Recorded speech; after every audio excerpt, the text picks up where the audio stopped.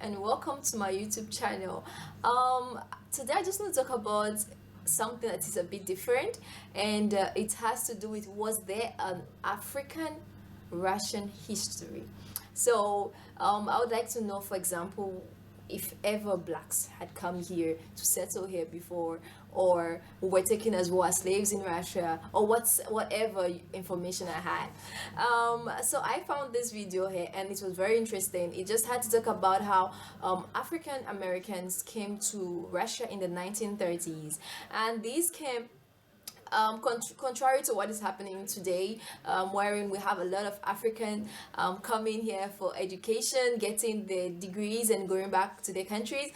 These African Americans came to Russia because they felt that this was a place where they could settle and allow their dreams to come true. So they had to come with their families, some came alone, and these African Americans came here to work.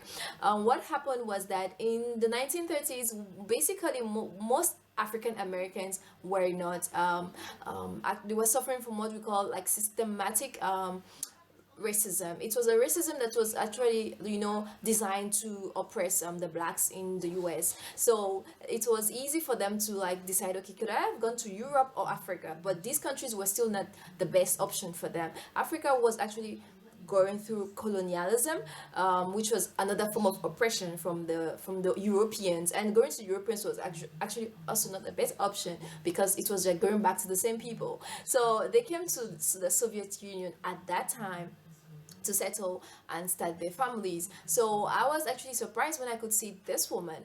Oh my God. А дедушка Оливер Голден. Дедушка был афроамериканец, сыном раба.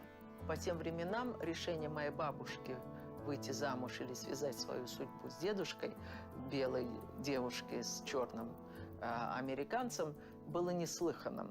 И мои бабушка с дедушкой думали, что у них просто нету будущего как совместная пара в Америке.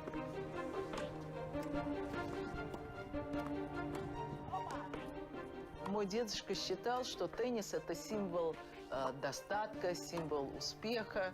Это то, что белые люди делают для своих состоятельных детишек. И он хотел, чтобы у него ребенок тоже вот сделал абсолютно все то же самое.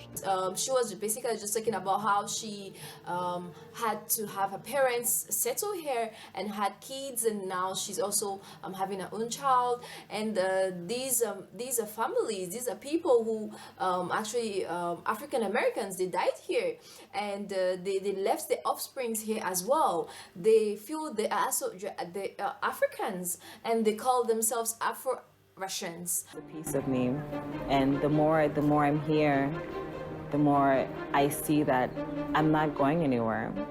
The Russians that I meet here, at first they're like, okay, you're a foreigner, da, da, da. But when I speak Russian, and then wait, ты наша, ты русская. My grandfather, George Tynes, is from Smithfield, Virginia, and he ended up in Russia in the most peculiar way.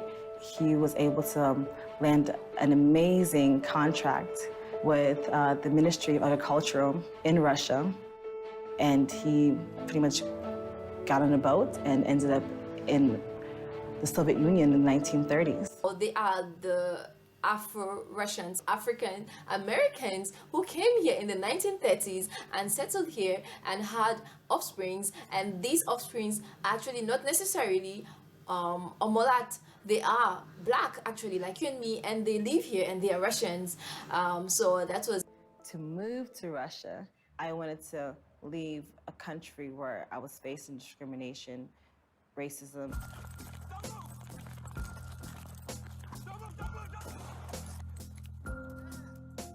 Have we overcome all the racial problems from the 1930s? No, not at all. And if you look at the recent events, it's all too frustratingly similar to decades past. There was a situation, I remember like it was yesterday. I asked for help from the police where it was like an emergency, and then I became the victim. I had 3 police officers grab me and just throw me down on the ground. and I had a bruise on my hand, bruise on my arms. We see we see black men or women, marrying Russians and having offsprings and having them being known as Russians, but having Africans who migrated in the 1930s to the Soviet Union because they wanted to be free. That's beautiful. They just wanted to experience some form of freedom. I could see that the world indeed hasn't started being a global village now, but it had started long ago, and it's beautiful. Okay, thank you so much for watching my YouTube channel. I will keep uploading what I find very much interesting for you, so please don't forget to like my channel, and you'll keep seeing more and more videos from me, and bye. Свободу. Здесь апрели. Мы, дети